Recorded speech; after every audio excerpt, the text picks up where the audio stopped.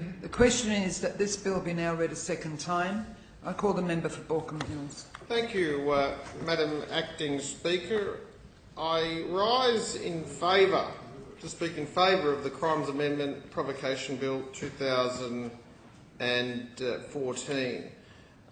Madam Acting Speaker, the bill brings the partial defence of provocation more in line with community expectations and provides greater clarity to instances where provocation would apply. The bill is in relation to the partial defence of provocation. Provocation, as it stands, acts as a partial defence to all types of murder and reduces the charge of murder to manslaughter. Currently, provocation is subject to a three-stage test. Was the provocation conduct by the deceased towards or affecting the confused? Was the provocation such that it was capable of causing an ordinary person to lose self-control and to form an intent to kill, inflict grievous bodily harm? And finally, if it was capable to induce a loss of self-control, did it actually lead to a loss of self-control? There are recommendations by the Select Committee to limit the availability of partial defence. The committee recommended that the provocation conduct be gross. The accused felt a, quote, justifiable sense of being seriously wronged, unquote. And unless the circumstances were of a most extreme and exceptional character, it could not be raised in a specified list of situations commonly arising in domestic relationships. These included changing the relationships, infidelity, and the like. This marks an appropriate departure from the more traditional views of provocation, such as Lord Holt in 1707 saying, "Jealousy is the rage of man and adultery is the highest invasion of property," unquote. Other areas which are excluded are taunts about sexual inadequacy and conflict over parenting arrangements. Appropriately, the bill adopts the intent of the Select Committee, but was also developed in consultation with experts in the field. This bill resolves some of the problems by requiring that the deceased conduct accounts to a serious indictable offence. It continues that the test that the action could cause an ordinary person to lose self-control, and it also caused the accused loss of control.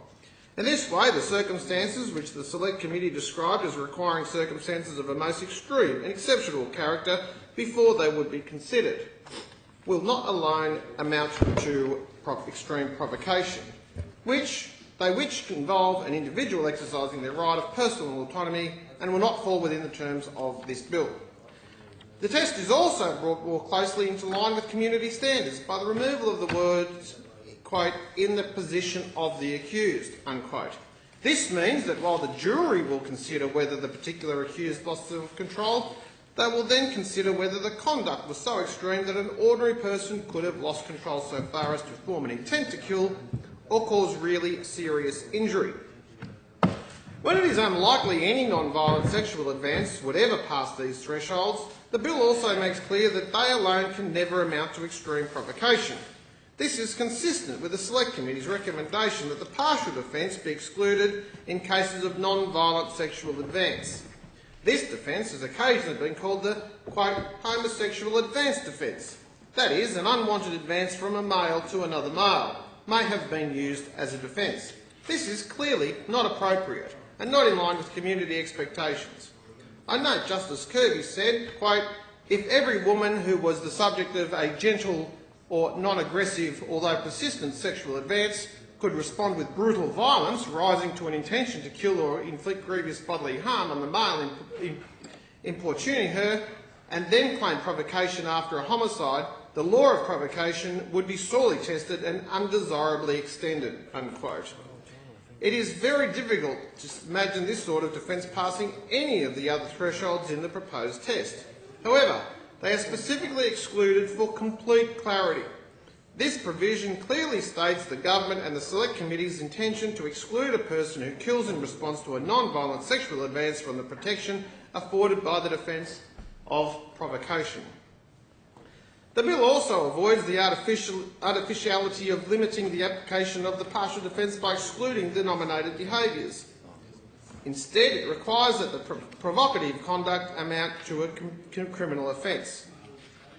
The use of exclusions ran the risk of inadvertently disadvantaging vulnerable people. For example, Victims of long-term domestic violence who lost control and killed in response to conflict over, say, parental arrangements.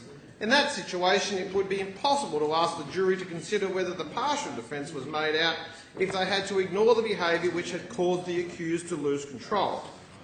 In order to raise the defence, the accused would need to satisfy the court that the circumstances were extreme and exceptional. I envisage that case law will develop to define extreme and exceptional circumstances. However, it may initially be uncertain. Madam Acting Speaker, the bill provides important developments to the partial defence of provocation and creates a legal system that is more in line with public and community expectations. It's developed in consultation with experts in the legal system, and for that reason I commend the bill to the House.